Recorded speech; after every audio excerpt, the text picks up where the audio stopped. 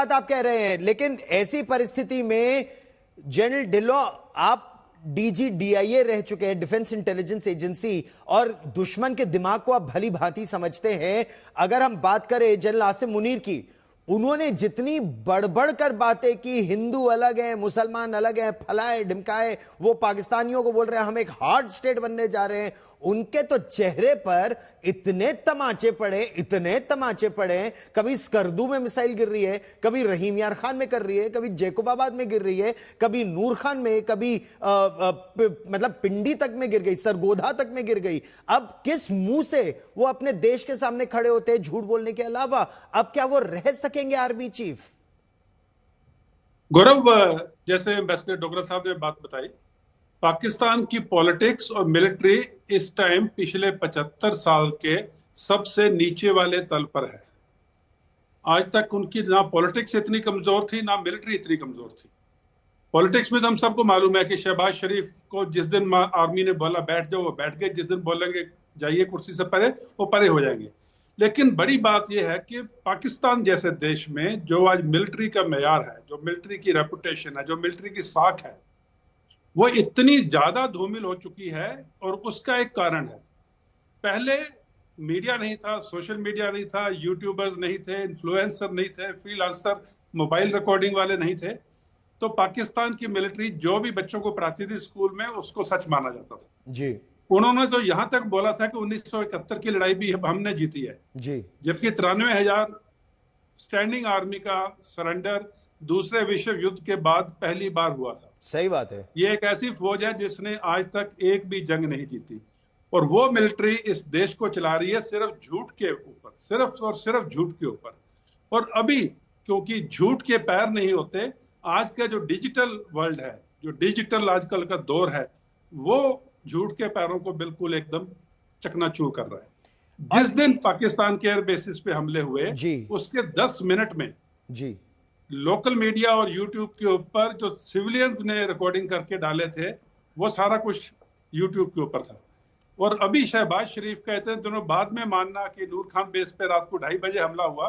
और एक बहुत जरूरी बात जो आपने बताई कि जब ऐसे हमला होता है पूरी जो क्लैरिटी है वो आने में वक्त लगता है। अगर 10, 11, 12 जगह पे हमला हुआ है तो जब आर्मी चीफ ने 2:30 बजे कॉल किया तो उसको शायद एक आधे बेस की, नूर खान बेस की खबर आ गई होगी। बाकियों की खबर आने में कमांडर अपना टाइम लेते हैं। क्लैरिटी जो नीचे वाले कमांडर हैं वो भी डिटेल्स पहले पूरी चेक करते हैं, सच्चाई चेक करते हैं, फिर ऊपर बताते हैं। तो अगर ये 11-12 बेसिस पे हमला हुआ है तो ये खबर आने में ही 1 से 1.5 घंटा कम से कम लगा होगा चीफ ऑफ आर्मी स्टाफ तक डिटेल्स पहुंचने के लिए। तो वो तो जो शहबाज शरीफ ने बताया वो तो पिक्चर का शुरू का सीन बताया उसने, और पूरी अंजाम जिसमें आखिर में जाके विलन की पिटाई होती है वो सीन तो उसने बताया ही नहीं। अच्छा, विलन की पूरी पिटाई हो गई कि विलन की पिटाई अभी करना शुरू ही किया है हीरो ने? ये संभवतः लोक कल्याण मार्ग से अभी पूरी पिक्चर आनी बाकी है कि किस तरह से पाकिस्तान की पिटाई अभी और होगी या नहीं, बड़ा प्रश्न है। क्योंकि आप और हम, आपने तो वो झेला है 2019 में जो जमीनी परिस्थिति थी आप लोगों ने जम्मू कश्मीर में, चाहे पुलवामा का आतंकवाद हो या उससे पहले पठानकोट का आतंकवाद हो या 26/11 का आतंकवाद हो। भारत कितनी बार ये पाकिस्तान को बोला एक्शन लो, नहीं लिया। इस बार जितना कहा जाता था एयर मार्शल कपूर कि पाकिस्तान के पास बहुत अच्छी एयरफोर्स है, उसने बहुत मॉडर्नाइज कर लिया है, चाइनानों से बहुत दे दिया है, इसमें न पाकिस्तान बेनकाब हुआ, इसमें चाइना के सिस्टम बेनकाब हो गए। उनकी PL-15 air to air missile बेनकाब हो गई, उनका HQ-9 सिस्टम बेनकाब हो गया, उनका HQ-16 system air defence system बेनकाब हो गया। इसमें तो जितने तमाचे पाकिस्तान के पड़े, आधे तो चाइना को भी उसकी जिम्मेदारी लेनी होगी।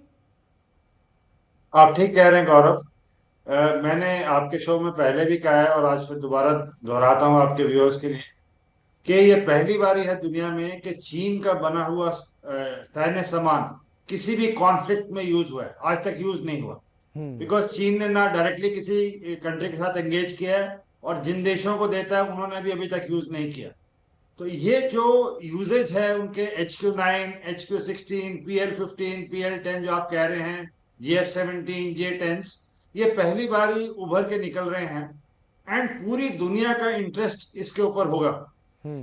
दुनिया के जितने देश हैं, चाहे वो ताइवान हो, चाहे वो जापान हो, चाहे वो कोरिया हो, चाहे वो अमेरिका हो, चाहे वो रशिया हो, वो क्लोजली इन इक्विपमेंट की परफॉर्मेंस देख रहा होगा।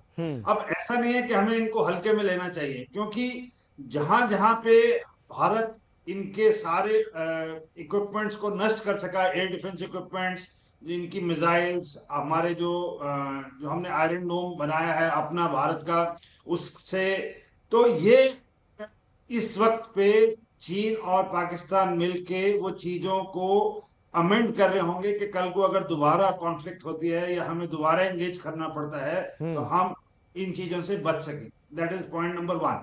दूसरा, जैसे जनरल ढिल्लन ने, एम्बेसडर साहब ने बोला कि ये एक ऐसी कौम है कि 12 तारीख को ये लाहौर में और बाकी शहरों में मिठाई बांट रहे थे, क्योंकि जो नरेटिव इनको दिया गया है, जैसा कि आज तक हर नरेटिव में दिया कि भारत ने घुटने टेक दिए, भारत के डीजीएमओ ने हमारे को रिक्वेस्ट किया कि आप लड़ाई बंद कर दो, हमारे सारे हवाई अड्डे रफेल नष्ट हो गए, तो एज ए बिग ब्रदर हमने सोचा कि चलो ठीक है, इनको माफ कर देते हैं, और हमने एग्री कर लिया। So this is the narrative they have shown. And कष्ट की बात यह है कि जितना वेस्टर्न मीडिया है वो सारा इनके साथ जुड़ा हुआ है। ये बड़ी बात की आपने, और ये महत्वपूर्ण बात है। वो मेरे समझ में ये है कि जितना वेस्टर्न इक्विपमेंट है पाकिस्तान के पास, जो नष्ट हो रहा है, चाहे वो F-16 है, अभिनंदन के टाइम पे भी एक MiG-21 ने F-16 को मारा। 10 विटनेस थे जमीन पे 2019 में जिन्होंने 2 इंजेक्शन देखे। तो वो यह नहीं चाहते कि भारत का निर्मित या रूस का निर्मित जो वेपन्स हैं वो वेस्टर्न इक्विपमेंट से बेटर हैं, क्योंकि इनकी अपनी मार्केट बंद हो जाएगी।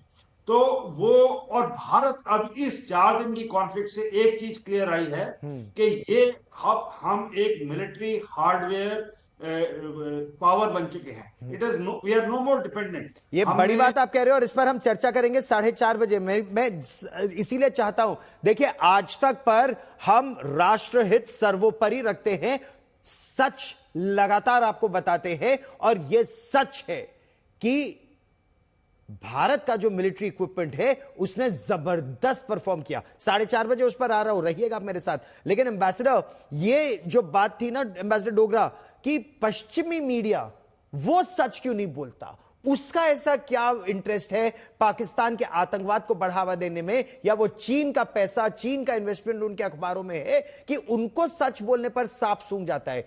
पूरी की पूरी जंग भारत ने जीती है, एक जन्मांध व्यक्ति को भी यह दिखता है। यह पश्चिमी मीडिया क्यों अपने आंख पे पट्टी बांधे बैठा है? देखिए, एक तो उनको पुराना खुमार है, तभी ब्रिटेन ने भारत का 2 हिस्से किए थे ना, कि वो सोचते थे कि अगर एक पाकिस्तान बन जाएगा तो एक उनके लिए कॉलिंग कार्ड बन जाएगा इस्लामिक वर्ल्ड के लिए, और दूसरा भारत के ऊपर भी स्ट्रेटेजिक चेक रहेगा। तो जो ब्रिटिश का जो कॉलोनियल माइंडसेट है अभी तक चल रहा है। वरना क्या जरूरत थी कि इस समय ब्रिटिश फॉरेन मिनिस्टर, जिसको फॉरेन सेक्रेटरी कहते हैं वहां, वो इस्लामाबाद पहुंच गए होते। कुछ तो टाइमिंग का ख्याल रखना चाहिए। वो क्या जरूरत थी ट्रम्प फैमिली का एक बिजनेसमैन पाकिस्तान जाके, और उसके बाद ढाका भी गया वो, पाकिस्तान जाके शहबाज शरीफ से मिला और बहुत बड़े दोनों साइड से प्रॉमिस हुए। ये तो ऐसा है कि अल कपोने जाके सिसिली में माफिया के साथ जाके एक कॉन्ट्रैक्ट कर रहा हो, विच वाज अ रियलिटी भी थी। तो पाकिस्तान जो है ठीक समय पे कुछ ना कुछ लुभाने की कोशिश करता है वेस्टर्न प्रिंसिपल्स को, तो मेन एक्टर्स। लेकिन भारत, संभवतः भारत फिर भी ठोकेगा, और ये एक नया भारत है। पश्चिमी देश भी ये समझ जाएं, क्योंकि हमारे देश में भी कई ऐसे लोग हैं जो रहते यहां पर है लेकिन गाते अलग अलग देशों की है। लेकिन सच सामने आएगा ही, ये गारंटी है। एक छोटा सा ब्रेक लेंगे हम यहां।